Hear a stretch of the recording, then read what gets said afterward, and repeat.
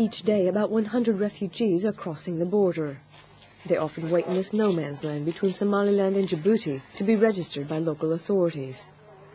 Faiza arrived here alone. She fled during a heavy attack on Mogadishu and was separated from her family.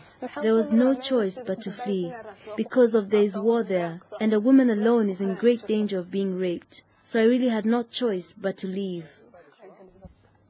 Faiza is one of a growing number who are seeking asylum here. Unlike other countries, Djibouti has kept its borders open to Somalis. But the recent influx caught the authorities off guard, and they say they're overwhelmed. This year, more than 2,000 refugees have been registered by the UN Refugee Agency. That's more than double the number for all of 2007. They have traveled, most of them, for over 800 kilometers to get to Djibouti. They are tired, most of them are sick, dehydrated, and they need immediate medical attention and basic care, basic humanitarian care. Hundreds of Somalis gather each day outside the government's refugee office. On a recent weekend, they waited in the blazing sun without water, food, or shelter. The crowd is mainly women and children. They beg to be allowed inside and assisted, but the office is closed and has neither aid or shelter to give them.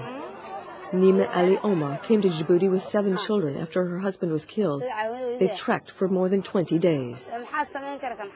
Our future is in God's hands. We don't have any other choice but death. If we don't get assistance, we will all perish.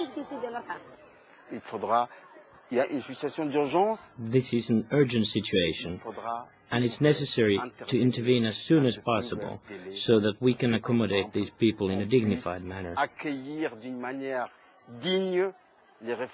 For these refugees who have fled the war in Somalia. Otherwise, it'll be a catastrophe.